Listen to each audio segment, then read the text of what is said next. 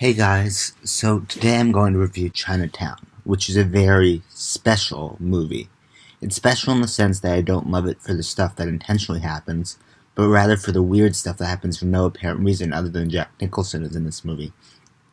Seriously, there is so much shit that happens that is hilarious because it involves Jack Nicholson, and I don't think it was intended to be hilarious. Even though this movie is considered a classic, I don't appreciate it for that as much as other people do. But first, let's address the issue of the director. Now, don't get me wrong, I can appreciate the work of people who have done or said horrendous things, like Bill Cosby or Mel Gibson. I can separate the work from the person because I can focus on mainly the work.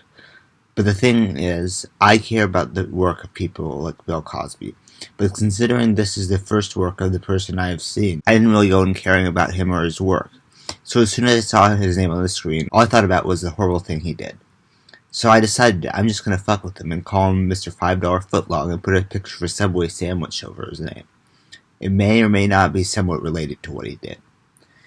And another thing I should mention, I watched this movie in the context of my English class at school last year. So I'll include audience reactions and teacher comments when appropriate. I will also be discussing the plot and spoilers, so if you want to see this movie, go see it now. Also, I can't supplement all of my review with movie clips, but I will do my best to add appropriate movie clips when necessary. So it starts out with Jack Nicholson talking to a guy named Curly, who we find out is one of his clients. At first, Curly is front and center, because he's just found out that his wife is cheating, and you're interested in him freaking out. But Jack Nicholson's like, "No, bitch, I'm Jack motherfucking Nicholson. Let me have the center of attention."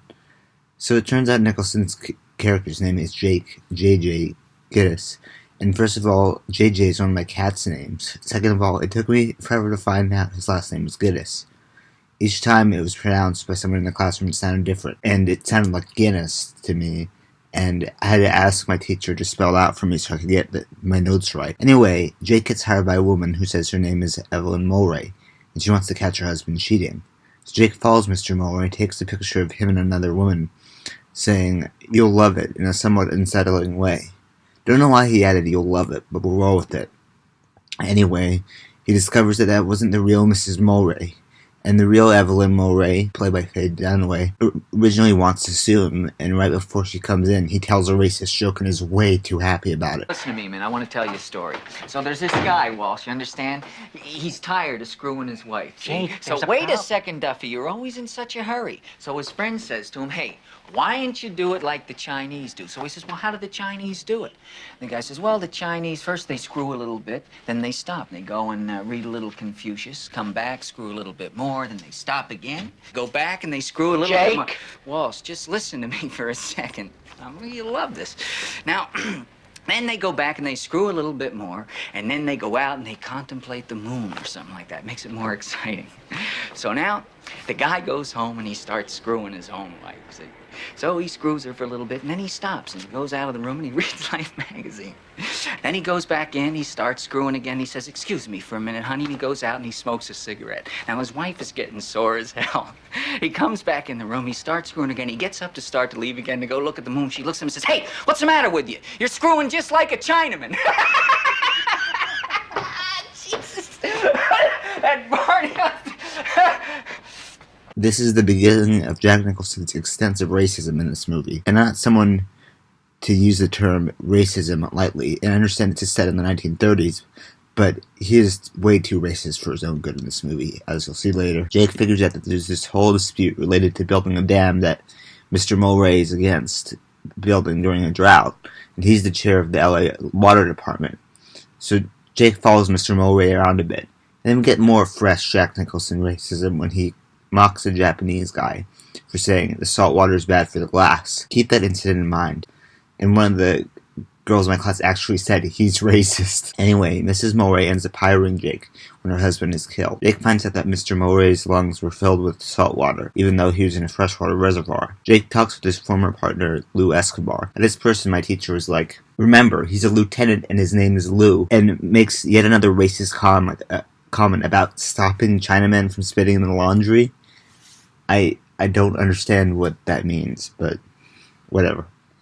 It's also racist. It's revealed that they worked in Chinatown together.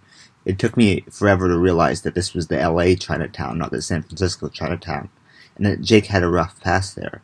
So Jake goes to the reservoir, and two of the security guards approach him. One of them has a knife. His credit is literally man with knife.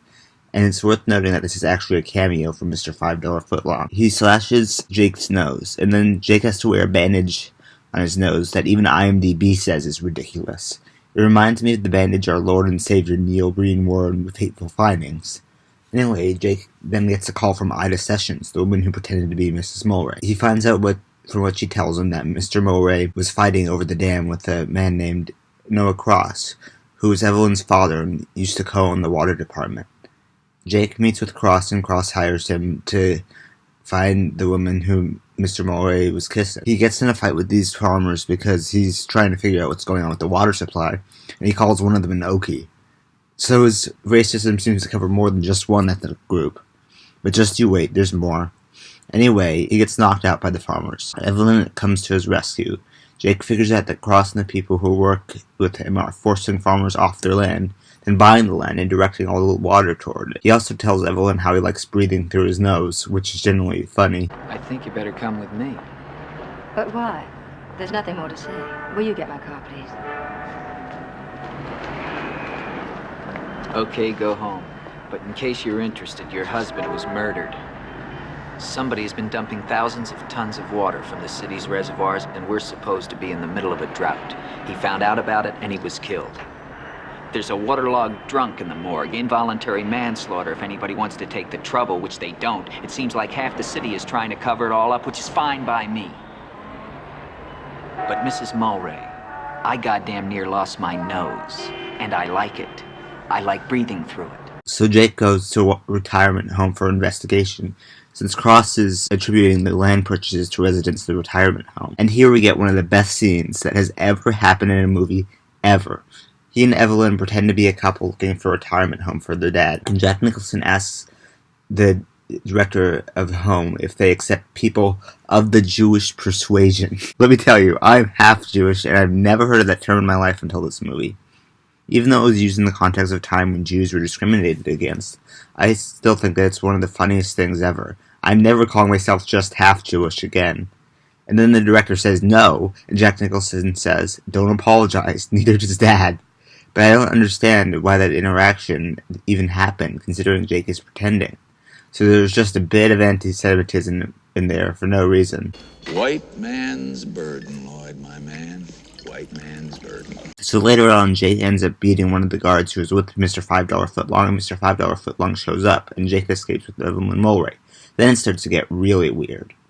They go to Evelyn's house, and Evelyn is changing the dressing on Jake's nose, so you can see Jake's bloody nose wound. Then they start kissing with the bloody nose wound. And as my teacher said, it gets worse. And I'll spare you the details. After that, it's revealed that Jake's past in Chinatown is that a woman ended up getting hurt because of him. Jake starts following Evelyn around and sees her with the girl Mulwray was with. Evelyn claims that the girl is her sister. The fake Mrs. Mulwray also gets murdered. Then Jake sees Lou, and the rest of the police think that Evelyn was the one who murdered her husband. Jake goes back to Evelyn's house and figures out the Japanese guy was saying bad for the grass, but it sounded like he was saying bad for the glass. Jake finds a pair of glasses in a pond and takes them to Evelyn, where he accuses her of killing her husband. And this is where it gets really crazy. He asks her who the girl is, and then he starts slapping the living shit out of her. She reveals this. She's my sister and my daughter! And then the craziest thing is that after slapping the living shit out of her, Jack Nicholson actually takes a break from being Jack Nicholson, and actually starts acting like a normal person and having sympathy for her. But there's two important things that you should glean from this. First of all, she had sex with her father, but she said she wasn't raped. Second of all, she had her sister-daughter when she was 15. You can do the math when the rape happened. Very interesting that the director would put that detail in there and say she wasn't raped. And we stopped the movie for the day right there. And my teacher was like, you ain't seen nothing yet. And he was right, because there's one more crazy scene. Then Evelyn reveals that the glasses can't be Mr. Mulwray's, so that leaves Cross as a suspect, so Jake goes to confront him. Cross then reveals he's been behind the whole diverting water to the land thing. And as for the father-daughter rapey relationship, I don't blame myself. See, Mr. Gitz, most people never have to face the fact that at the right time and the right place, they're capable of anything. Interesting. Interesting that the director would write that. Then there's one more insane scene, and unfortunately, I don't have a picture or movie clip to show you. Jake ends up going to Curly's house, where Jake ends up having Curly in the car, where it's revealed that Curly was beating up his cheating wife. And while Jake and Curly are in the car together, the police drive by and Jake has to hide. He does this by putting his head in Curly's lap and smiling, and Curly doesn't know he's hiding, so naturally he's weirded out. Just based on the interaction between them, I wouldn't be surprised if Jack Nicholson just decided to randomly curl up on somebody's lap and it ended up in the movie. So Evelyn and her sister-daughter, Catherine, try to escape to Chinatown, and Cross and Jake follow them there. Jake gets arrested for withholding evidence, and Cross tries to get Catherine back, but Evelyn escapes with Catherine in her car, and since the police suspect Evelyn, they shoot her. Jake is distraught, and we get the classic line, Forget it, Jake, it's Chinatown. and then end of movie. When I was watching this in class, the same girl that said he's racist earlier said, that's it. So that was the end of the movie. It is both intentionally and unintentionally good. I wanted to add one more thing before I end this review. I'm creating something that I call the Jack Nicholson spectrum, which is kind of like the Nicolas Cage matrix. You see, there's a reason I say Jack Nicholson at some points and Jake at other points. Jack Nicholson's performances, from what I've seen of him, even if this is no reflection of his actual character, are always somewhat crazy, somewhat racist, and being somewhat of an asshole. I guess sometimes he's not racist, but he's racist a disproportionate amount of the time. Even though there was a lot of racism, some of being an asshole, and a little bit of crazy in this performance, overall it was a pretty mild Jack Nicholson performance. So I'm putting it only slightly along the spectrum. And you guys know what I'm putting on the other end. I hope you guys enjoyed my review. Feel free to leave constructive criticism in the comments. So I hope you guys enjoyed this video, and thanks for watching.